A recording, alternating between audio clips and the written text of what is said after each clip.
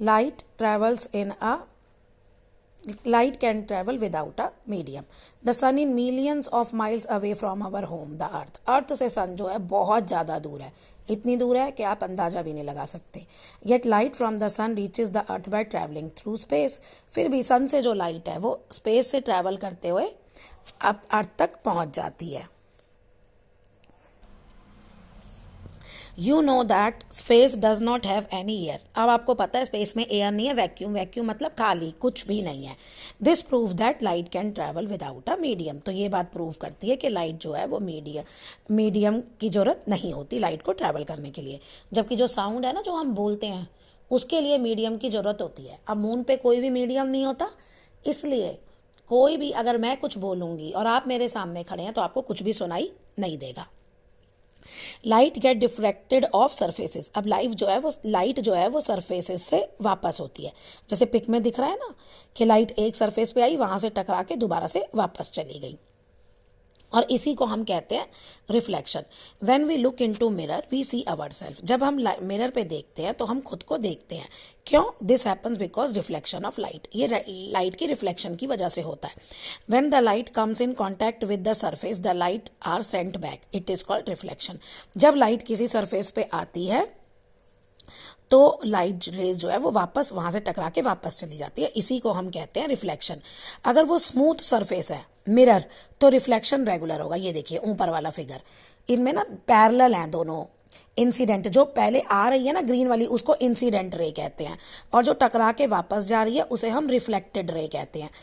तो सारी incident ray parallel हैं तो रिफ्लेक्टेड रे भी पैरेलल है. ये रेगुलर रिफ्लेक्शन में होता है. नीचे वाला जो सरफेस है वो उबड़ खाबड़ है, रफ सरफेस है. ऊपर वाला स्मूथ है. तो जब उबड़ खाबड़ सरफेस होता है, रफ सरफेस होता है, तो देखिए इंसिडेंट रे तो पैरेलल है लेकिन रिफ्लेक्टेड रे अलग अलग डायरेक्शन में जा रही है.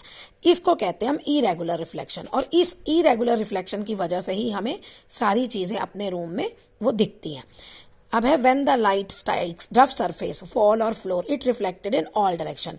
ये सारी डायरेक्शन में रिफ्लेक्ट होती है, और जिसमें इरेगुलर रिफ्लेक्शन जिसे कहते हैं.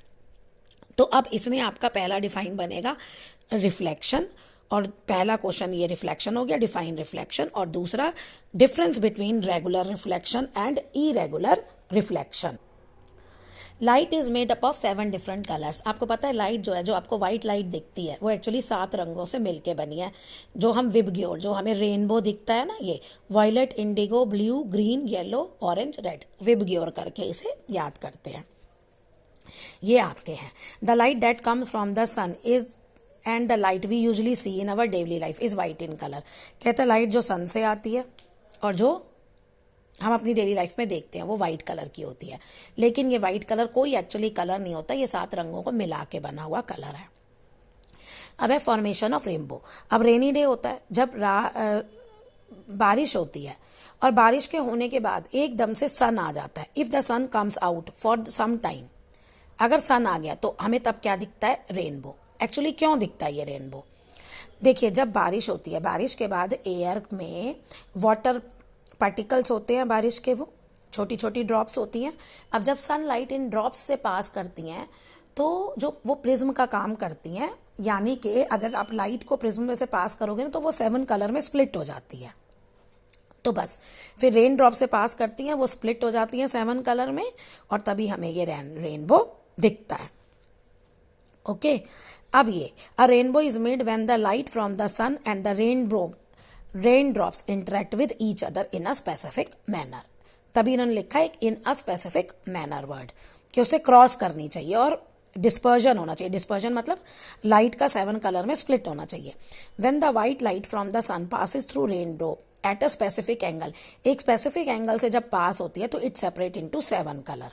7 कलर में वो सेपरेट हो जाती है, जिसको हम कहते हैं रेनबो. तो आपका नेक्स्ट क्वेश्चन है हाउ रेनबो इज फॉर्म्ड. तो इसका आंसर आपका ये आएगा when the light from the sun passes through rain drops at a specific angle it separates into 7 colour we see a rainbow. और इससे पहले आपको लिखना पड़ेगा on a rainy day if the sun's come out for the some time rainbow is formed. सबसे पहले यही लिखना, on a rainy day if the sun comes out for some time then rainbow is formed, फिर उसके बाद when the white light from the sun passes through से लेके and तक। इसीलिए ये रेनबो में 7 कलर होते हैं। क्यों? क्योंकि वो वाइट कलर स्प्लिट होती है 7 कलर्स में। अब कहता है नीचे क्वेश्चन दे रहा है, why rainbows shaped like a bow. हमेशा बो की शेप होती है ना, यू शेप बो क्यों होती है वो? जब लाइट पास होती है रेन वाटर से तो लाइट 7 कलर में सेपरेट हो जाती है। दिस हैपन, ये सब डायरेक्शन में होता है, लाइक अ सर्कल।